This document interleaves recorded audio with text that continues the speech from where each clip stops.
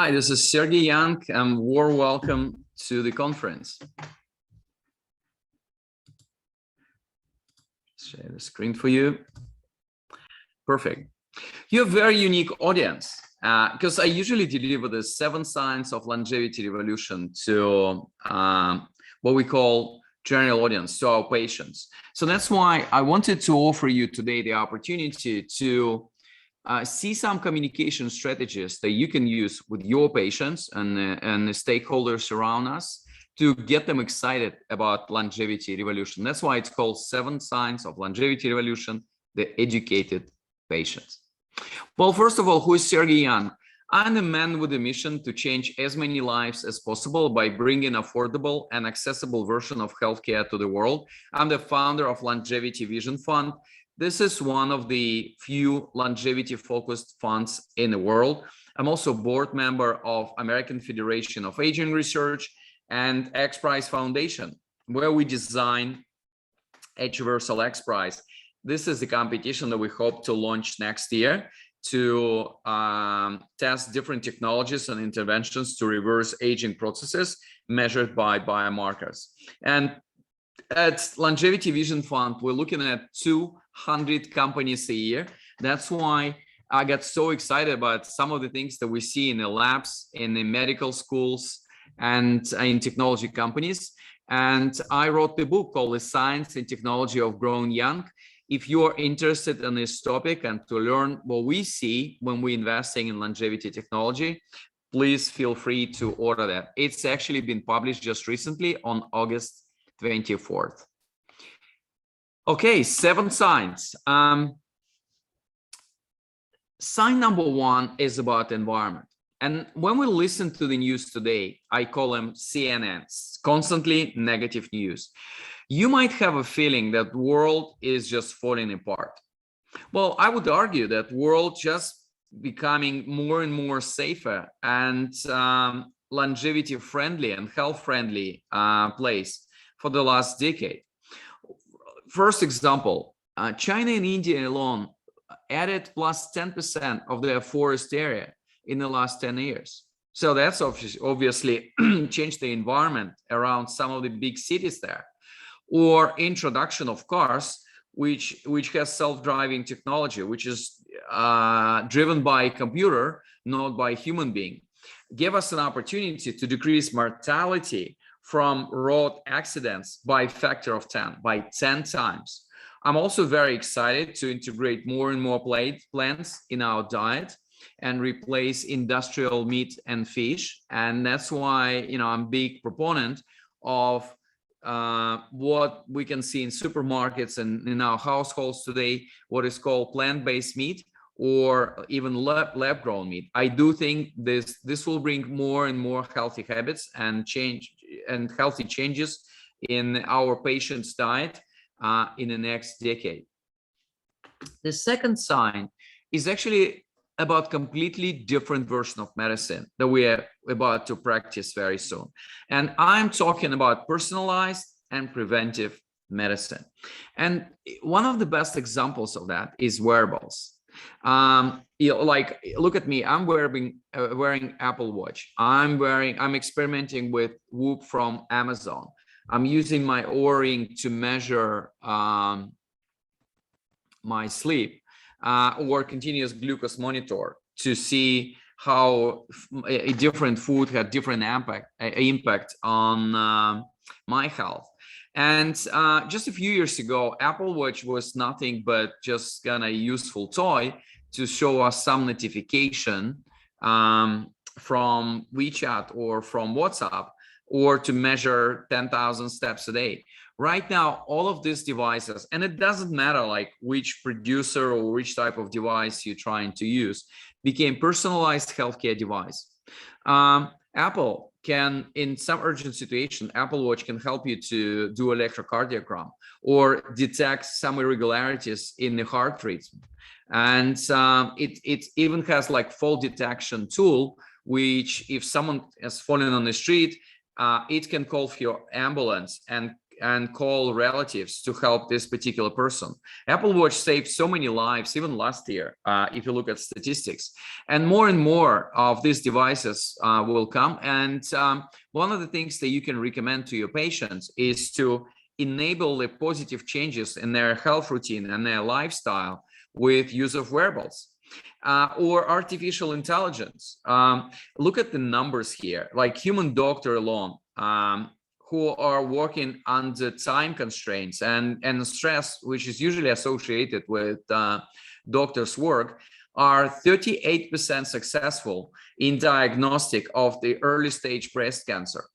But like, if you empower the same radiologist with artificial intelligence algorithm, well, success rate goes from 38 to 99%.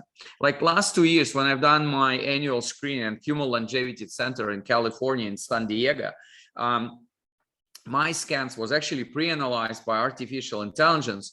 And then I had a discussion with my practitioner, with my doctor. Well, that's been amazing. Moreover, use of artificial intelligence and technologies free up more time for doctors to spend with their patients. Sign number 3 is about different players that we're going to see in healthcare. Because right now, when you think about healthcare, what kind of players are coming to your mind? Like insurance companies, healthcare providers, big pharma. I would argue that in 10 years from now, the best and the biggest healthcare companies on earth going to be called Google, Apple, Amazon, Microsoft. Well, let's look at Apple as an example.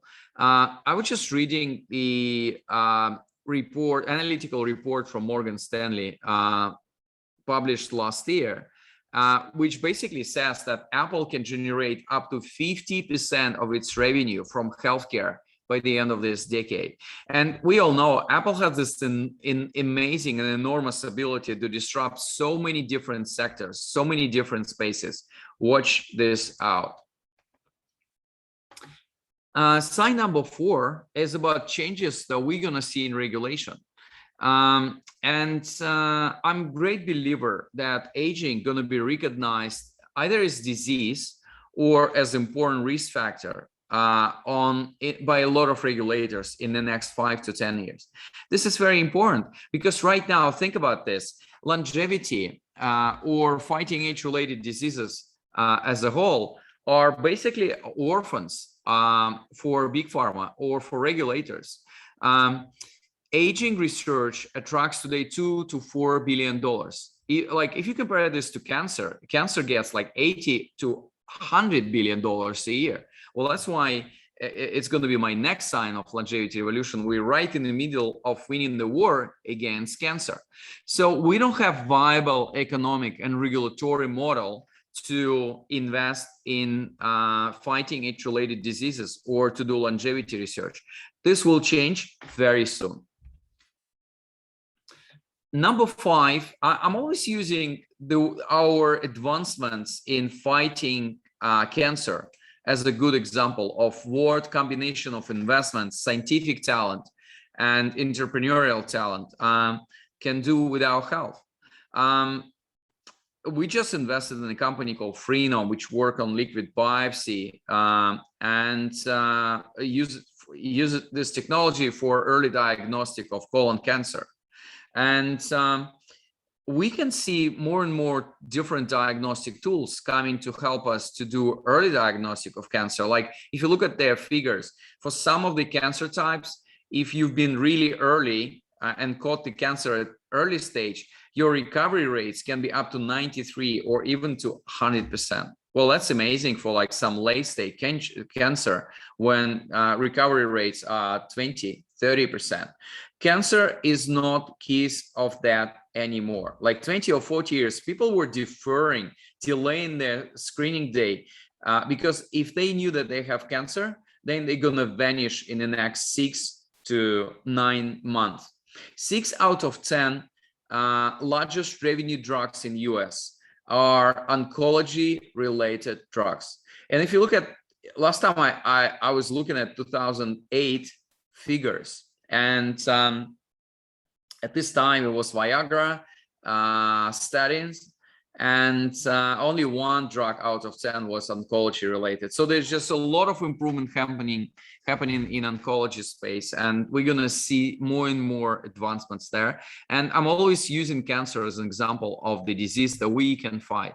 And obviously we're going to have the same success with heart disease, with diabetes, and hopefully with neurodegenerative diseases later on.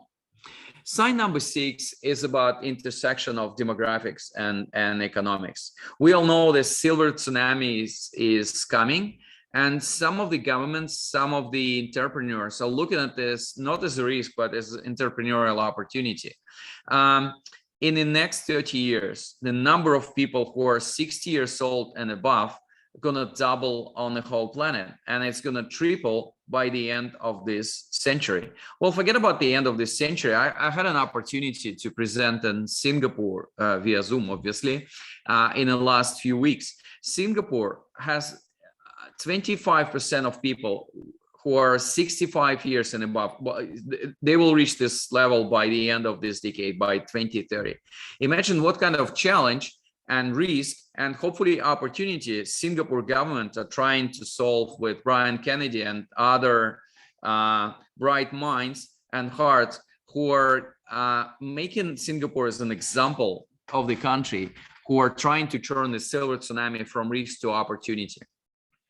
And more people are staying in productive workforce at their workplaces. This whole social construct of full-time job and then retirement, this binary concept is just going away with flexible working arrangement models.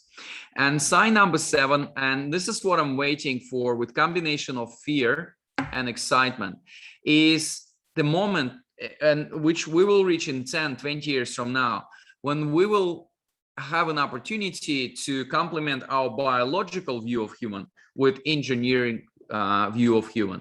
And I'm talking about opportunities to augment humans.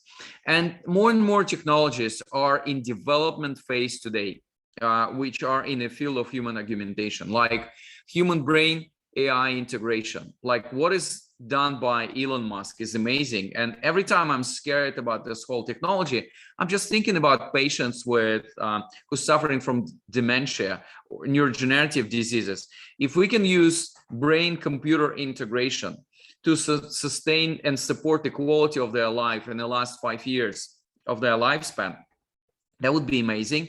This whole revolution which is happening in body parts, like artificial body parts, 3D printed body parts, organ regeneration technologies developed by companies like Genesis, where when they use our lymph nodes to regrow livers inside our body. This is amazing opportunity to extend not only our health span but our lifespan as well. And gene editing, gene therapy is obviously, it should be like a topic of a separate presentation. In 30 years from the moment when it took us 13 years and $3 billion of investments to sequence one human genome, right now it's just few $100 and few hours, and then you have human genome, or the most important parts of it, sequence. This is amazing. We are all participating in hopefully positive, I do think it's positive, gene therapy experiment all around the world, because Moderna, AstraZeneca, some other vaccines are the outcome of gene therapy. Just one word of caveat. So every time I talk about some futuristic technologies, I'm actually not concerned about the science and technology. I do believe that in 20 years from now, we will have the science needed and technology needed for that. My biggest concern is about human ethics and regulation. In 20 years from now, they're going to be like the biggest obstacles for implementation of these technologies. I've just done a TEDx talk called Morality of Immortality, and there's the last chapter in my book called Morality of Immortality, actually dedicated to moral and ethical implication all of these new breakthrough technologies.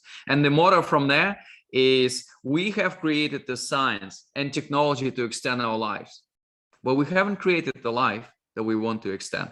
This is a separate topic. If you want to dig into that more, take a look at my recent TEDx talk on that topic. And in the end of the presentation, I wanted to offer you the framework that we're using in Longevity Vision Fund to classify different innovation that we're trying to invest in, or we see in longevity technology, or in overall in healthcare technology space. So Horizon 1 are today, like, these are technologies and scientific breakthroughs which are available for us today. And the current paradigm is just avoiding early death. The fact that we almost double the average lifespan in developed world in the last 100 years, this is due to the fact that we've been avoiding early death, okay? And obviously the introduction of wearables, different sensors, different diagnostic tools, and digital healthcare delivery like telemedicines and different medical software and applications are really helping in avoiding early death, continuing to increase our average lifespan, not the maximum lifespan on Earth. And this is what is available today. I'm very excited of what we can offer to our patients and to our stakeholders today. Then Horizon 2, which is about disruptive innovation, I call it near horizon of longevity. These are technologies which will be available to us in the next 10, 20 years. And I'm talking about gene therapy and gene editing, about mass introduction of this on the planet. I'm talking about different parts of regenerative medicine, whether it's organ regeneration or different stem cell treatment. I do believe that we're going to see more favorable developments on regulatory front in the field of organ regeneration technologies. And this is the mass use of artificial intelligence for diagnostic or for drug discovery. Some of the work which is done by Alex Javaronkov and in Silica Medicine, we all know that.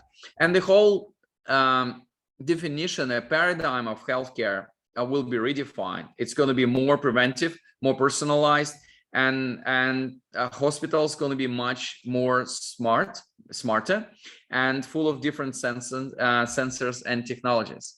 And then Horizon 3, and well, by the way, Horizon 2 will help us to not only avoid early death, but we'll be very close to breaking this sound barrier of 122 years of the maximum lifespan that we had on Earth for the record. I don't know, it's has to be seen whether we will be able to break this 122 years old record or not. I'm pretty sure we will. But this will happen with the use of technologies that I just defined in Horizon 2 and the near horizon of technology. And Horizon 3 is something which awaits for us in the next 20 to 50 years. And again, we discussed it today. It's about our ability to reverse aging processes in our body. I do think this will happen on gene editing level. It's about man and machine becoming one and integrating computer and human brain. It's about our ability to replace body parts, similar to old car metaphor that we all use in our field. And you can even exist in the virtual world in the form of avatar. The whole, similar to Internet of Things that we have today, world will have Internet of Bodies. This is how I explain this concept in a book. We're all going to be full of sensors. We're going to be connected to the decentralized artificial intelligence run system, which will help us to monitor and manage our health. This is exciting. Again, we would need to solve so many ethical issues before we embrace that. Well, that's it for today. As always, it's been a great pleasure to deliver this presentation specifically to this unique, knowledgeable, and professional audience. Let's stay connected. Go to sergeyyoung.com, sign up for our newsletters. There's more and more news from our investment field through Longevity Vision Fund. And if you would like to continue this conversation, go and order the book called The Science and Technology of Growing Young. It's been published literally last week. It's an amazing book. We're already #1 in 3 categories on Amazon, which is preventive medicine, aging, and longevity. Enjoy the reading, and otherwise, it's been a great pleasure. Stay healthy and happy.